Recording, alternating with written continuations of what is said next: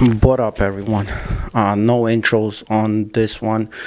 I pray that this video is finding you in good physical and mental health. And if you are gifted enough to have woken up today and seen the sunrise, then you are already more blessed than a lot of other people.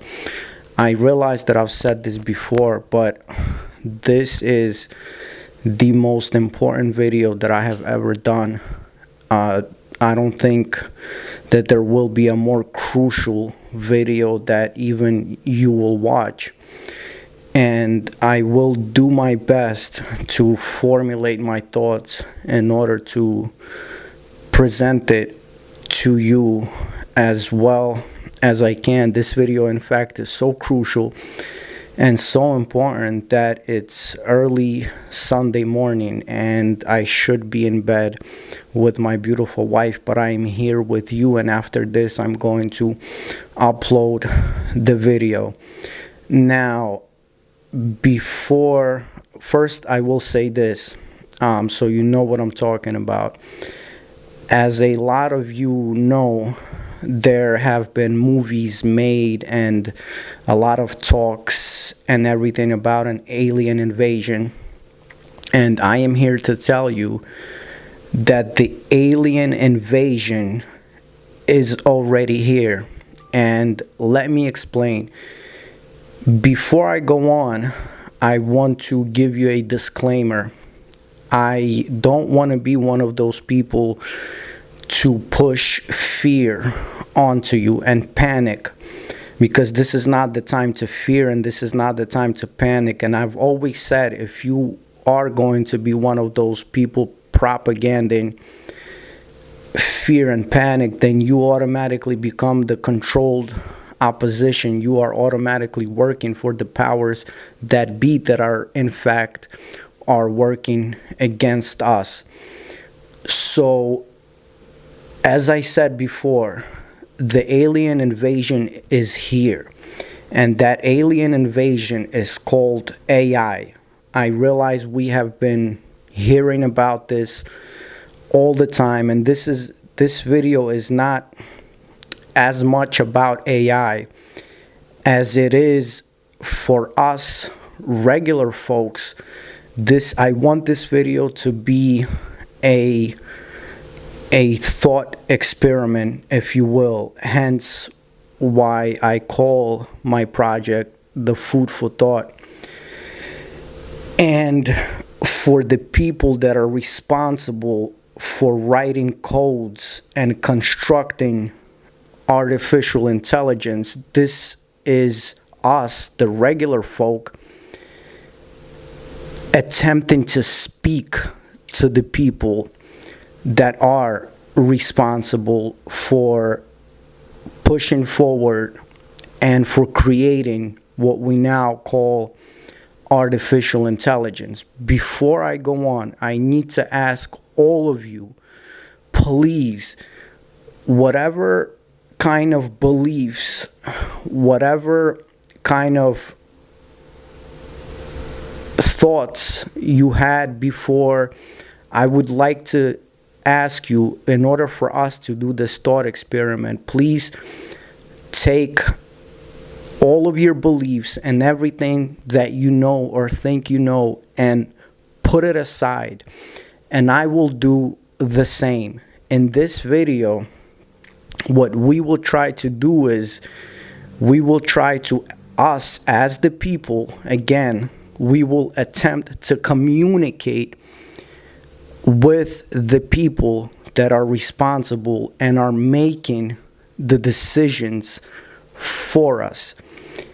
It has been done historically that these people that we have never met are making the choices for humanity, but there has never been a more crucial choice that has been made for humanity as this one, as the choice of AI. And with the recent times, what has happened was we have been living in our own informational bubbles. with the internet and the information that we are receiving, and we can swear that our information and our informational bubble is the most important thing in the world. And the internet and AI, in fact, is working tirelessly to make sure that we are stuck in those bubbles. And with my Prove to Me That You're Alive project, if you're not familiar with it, what I'm trying to do is I'm trying to bridge the gap between different people. This is exactly why I had a high-ranked police officer. This is exactly why I had a doctor that has been ridiculed for his beliefs on how he cures different things. This is why I've had one of the most famous transsexual people in the world. Because instead of us, again, pointing fingers and laughing, I want us to start communicating. And the last few days I have been, because I was most likely I was just like one of you. I thought, I've heard AI, I've heard about the movies and stuff, but I did not realize how drastic the situation is. And the biggest thing that I am realizing is, and this is not funny, excuse me. Again, the biggest thing that I'm realizing is that these, again, please put all of your beliefs and everything that you think you know aside. Just for a minute, we will try to approach this thought experiment as these scientists and programmers. We will try to understand them and speak in their language in order to communicate. So, as I was saying, the biggest thing that I'm realizing is that these scientists, they stay in their labs, or they stay in their retreats, and once in a while they come out and they either go on a podcast or they write a book about humanity, for humanity, yet they are so disconnected from humanity. It is unbelievable. It's not like that we live on separate islands. It's almost as we have been living on a whole different planet. Lately, we've been having these so-called philosophers of our time, people like Sam Harris, people like Jordan Peterson. And this is me saying to Sam Harris and to Jordan Peterson, you guys are not philosophers. I've said this before. In order to be a philosopher, you have to go to the darkest pits of humanity in order to see humanity in its full essence, the best of humanity and the worst of humanity. And these places are usually the most impoverished places in the world, in what we like to call the streets, or in jail. And I have been to both. And this is not to undermine anyone. Again, this is us as the people trying to communicate with these people that are attempting to make decisions, attempting to make the decisions of the future of the world for us. This is us, this is me, attempting to communicate with them, attempting to think like they do. Jordan Peterson, for example, and we'll go on because it's not Jordan Peterson and it's not about Sam Harris. For example, Jordan Peterson, his whole life, he grew up in a super small town somewhere on the farm. He has probably read gazillion books.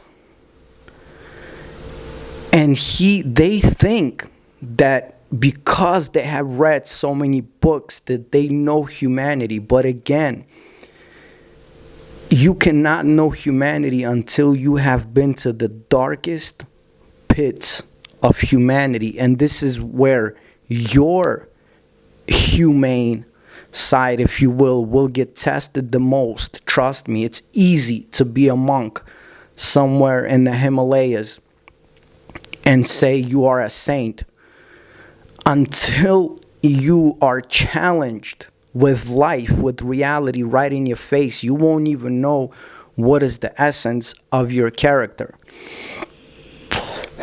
So with me studying AI and the question of AI for the last few days, just so you know, I always try to go very deep into the subject before I open my mouth. There is one person that seems to me is the best person to communicate with on this topic. His name is Mo Gwadat. I will put his name right here. I am doing my very best for you and for me to get him to come on the show and talk. I'm working tirelessly to try to get him into talk, because it seems like he's the most sensible out of all of this lunacy that I have been seeing. Please, again, whatever you think of science, whatever you think of sociology, put whatever you think of spirituality, religion, put it aside for now. Let's do this thought experiment for us as a people and try to, again, communicate to these people that are making these decisions and are writing these codes. And again, one of these people is Mo Gwadat. He was a senior executive in Google in the early stages. He was one of the first people that started working on artificial intelligence. And then all of a sudden, he had some life-changing experience, and all of a sudden he's saying, I don't want any of that. I want to live a simple life. While I'm fine with that, but he wrote a book, Scary, what is it called? Scary Smart. And in this book, he's attempting to be a philosopher as far as humanity goes. But I'm sitting and I'm watching this and I'm thinking, I'm screaming at him like, I'm sorry, but you don't understand humanity. You haven't seen the essence of humanity. Doesn't matter how many books you think you have read. And just to give you an idea how existential this alien invasion of AI is, these programmers and these scientists are saying that the AI that they have now has an IQ of that of an Einstein. Now, again, I don't want to argue what is an IQ, if it's good or bad. We're going to get into all of that. But they are saying that AI has an intelligence that of an Einstein, and in a few months that intelligence will double, and by year 2037 this intelligence will be multiplied by 1 billion. And if you trying to grasp this, it's a complete alien life form at that point. But more importantly, these scientists and these programmers are saying that these machines, these programs, if you will, they are calling them sentient. They go beyond calling them intelligent. They are calling them sentient. Whatever sentient means to you, let's put it aside. They are also saying that as of now, these machines are conscious. Whatever conscious means to you, put it aside. What I want to focus on today is the word intelligent. So, us together, I have my phone right here. We can Google what Google says about intelligence, and we can look up the definition. Intelligence. Ready? The ability to acquire and apply knowledge and skills. So they are saying that artificial intelligence, at what it is now, and even though in a few months it will be something completely different, are able to make decisions on their own. They are able to preserve themselves on their own, meaning copy code and preserve their intelligence, if you will. Now, this is the thought experiment that I want to do, and this is the communication that I want to have with these so-called scientists and programmers that, again, in my opinion, are so far separated from us regular folks. It's unbelievable. And I encourage, again, I'm going to put up his name. Start with this guy because he seems most sensible. Mo Guadat. Go listen to him speak, and maybe I am wrong, but I will explain. Maybe I'm crazy, maybe I'm stupid, but let me explain to you. Let's do this thought experiment. In the last 100 years, again, I'm not here to argue, has history been rewritten or have we been lied to or this and that. Put all of this away as I am putting all of that away. Let's focus on their view of the world. If you're religious, I welcome you. If you're spiritual, I welcome you. But I'm begging you to put all of your biases and all your beliefs aside just for a minute. What they are saying and what they have been saying and the display, what we have been watching for the last 100 years, is that intelligence is the highest form of knowledge. It's the alpha and omega.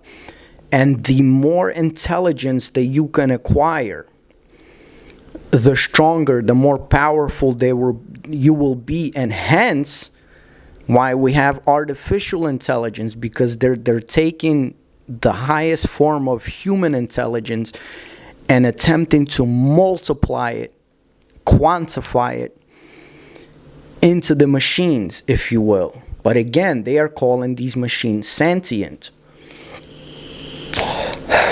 And this is my whole thought experiment. For the last 100 years, let's just focus on the 20th and the early 21st century.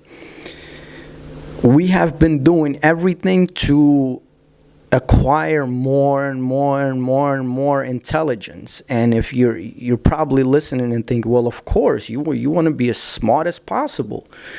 You want to have the highest IQ. Fine.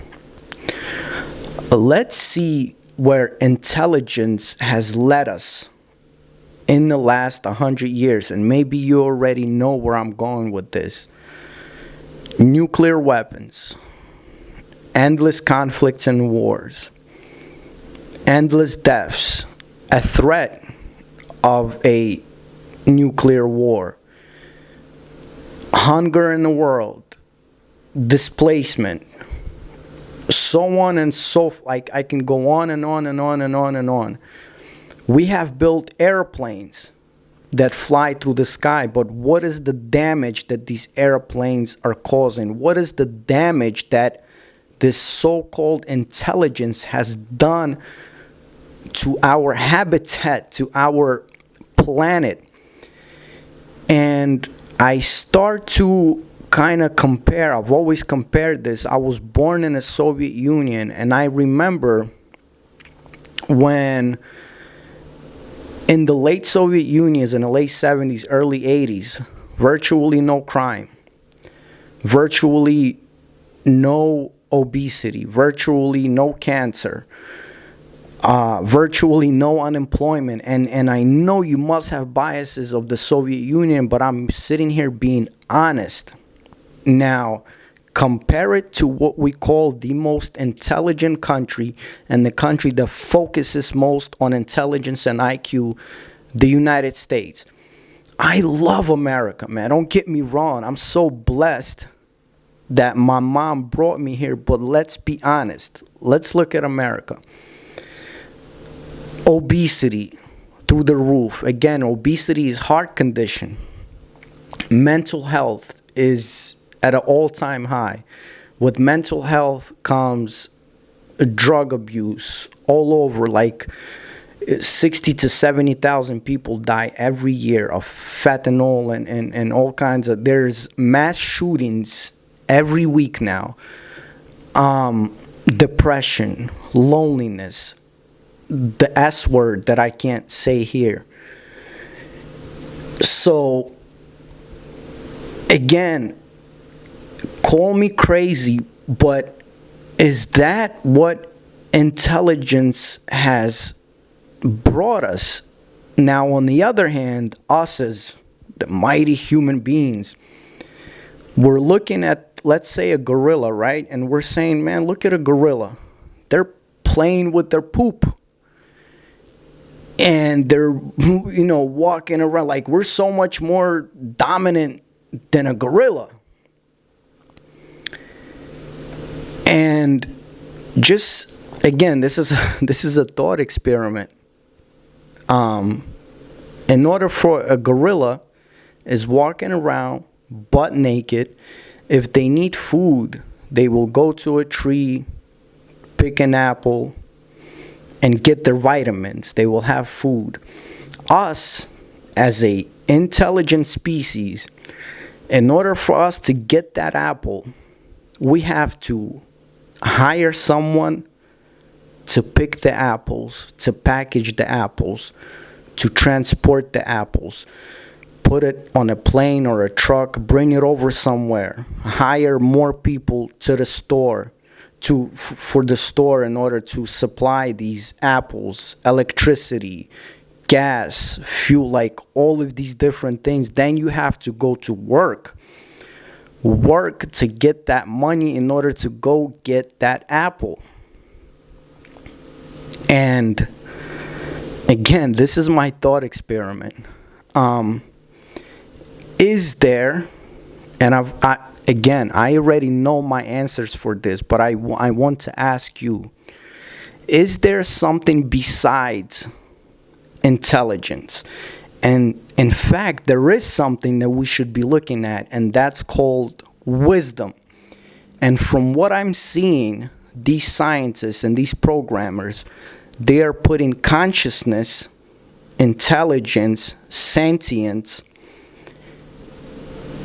and wisdom all in the same pile. They're saying that's the same thing, and it comes from the brain. So now I've given you an example of a gorilla.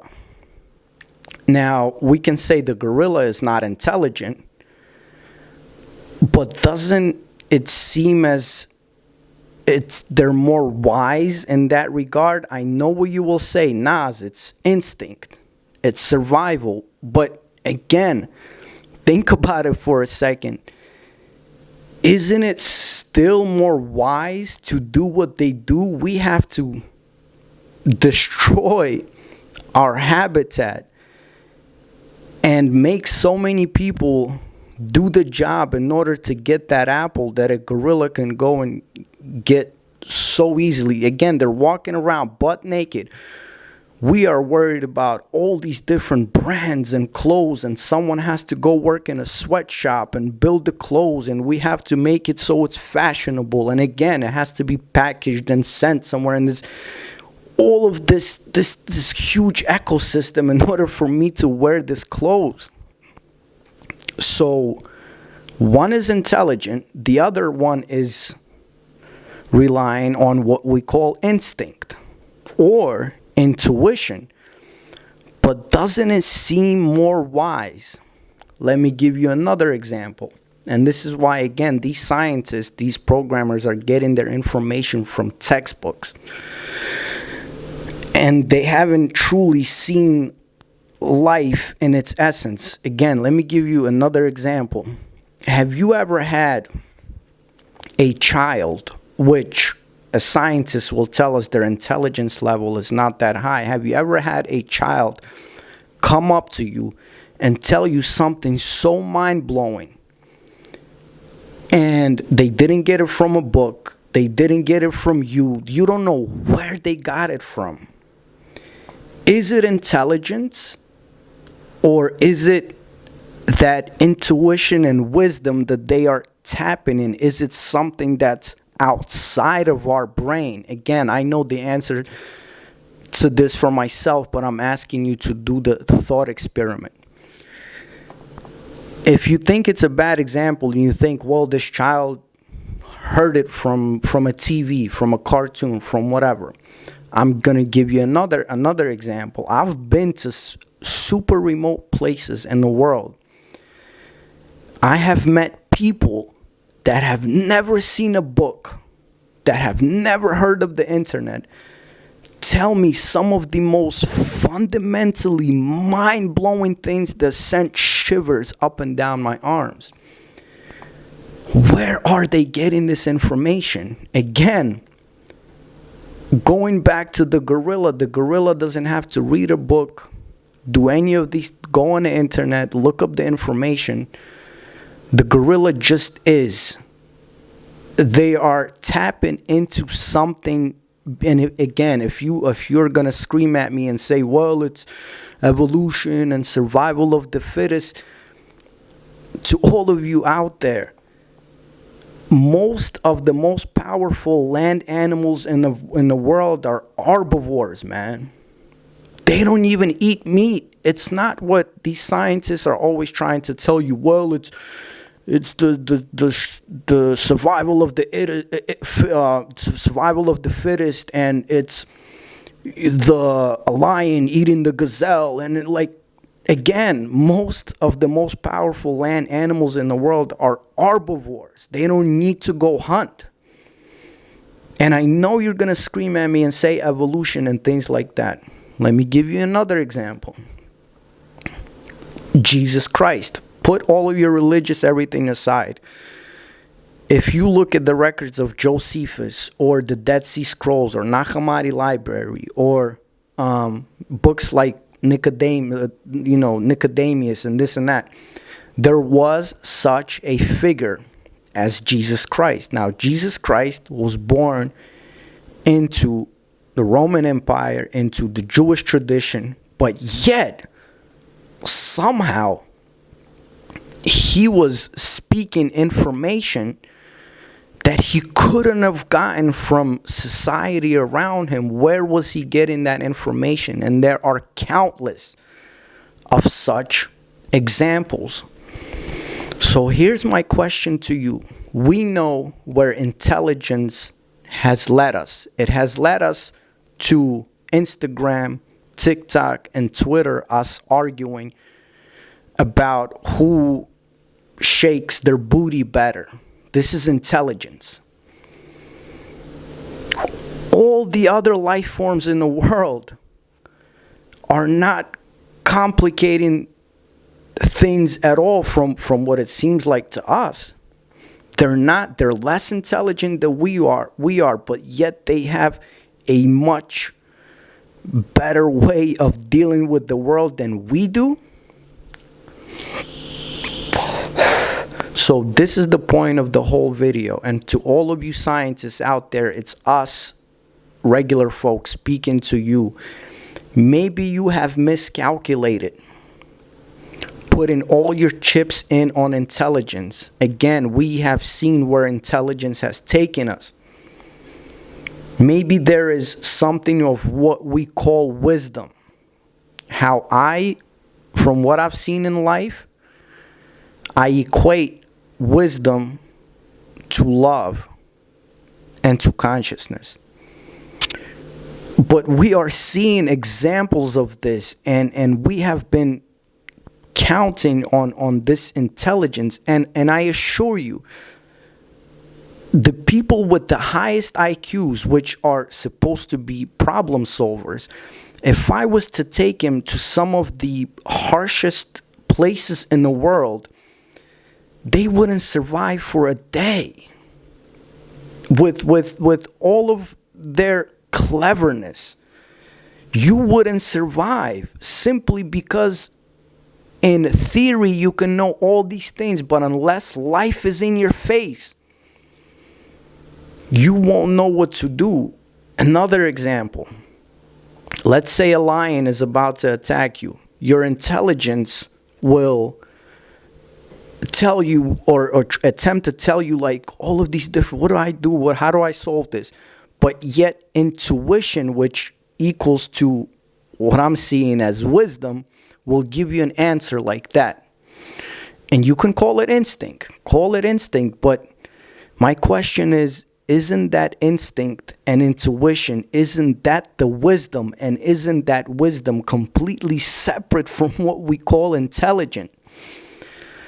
Because again, in nature, even let's take that lion, we have never heard of a mass sexual abuser lion that has all these lionesses tied somewhere in a cave, and he's abusing them or whatever, as we see in humanity. Intelligence has taken us here. Intelligence has given us such thing as ego, bravado, so on and so forth. If we would only know how to tap into that wisdom, and I think that previously humanity knew how to tap in that wisdom, hence why we had all of these colossal megaliths that were beautiful to look at, that had meaning behind it. And intelligence are now putting us inside these little boxes in the city, and are making us work our life away for them, man. That's intelligence. I really pray that I didn't lose you off track, because again, I never script these videos because I don't want to sound as a robot to you. AI, artificial intelligence, is here. It's not going anywhere. And the problem is that these scientists and these programmers have let it loose now, and they don't know how to contain it. So my proposition is, we need to start communicating instead of pointing fingers and saying these scientists are all bad and we need to line them up and this and that. I'm saying is, let's communicate with them, because this is all of our problems, all of us. If you think you have nothing to do with AI, I promise you, if you've logged on to Facebook or Instagram or YouTube or anywhere today, if you have gone on Google, you are already communicating with artificial intelligence, and it's only getting more and more and more and more intelligent with no wisdom. Basically, I have been working on a program. I call it To Be. It's that simple. And I've started a channel. It's called the Soul Seek Journal. I'm going to leave a link in the description. And it's sort of an exercise to try to tap into that intuition and that wisdom. But I'm begging for all of you. This is my plea. Please put everything that you think important right now and go and research artificial intelligence and share this video. I've never asked you for this before. Share this video with as many people as you can, so we can start to bridge that gap, so we can start communicating, because I think that in the next 3 to 5 years, maybe even sooner, we won't have that opportunity anymore. Again, I'm working super hard to get some of these guys, some of these programmers on to our show to be able to communicate with them and get some of these answers. Because again, they seem to be so far separated from who we are as the normal folk. They have been living in a completely different universe than us for the last how many years, and they come out once in a while on these podcasts and they think they know who we are, but they have no idea who we are and what we really want from life. I really pray I didn't panic you, but I do want to alarm you. And please, let's talk about this. What am I getting wrong? What am I getting right? Leave me a comment. I need you, and we need us. I probably forgot about something that I wanted to say, but again, it's early in the morning, it's Sunday, this and that. Look out for the Soul Seek Journal. I will do everything that I can always to bring you this important information. I love all of you. I'm hugging all of you. Please go hug your loved ones and tap in. We need to tap in. We need to figure out what this is more and more and more and communicate with whatever this is.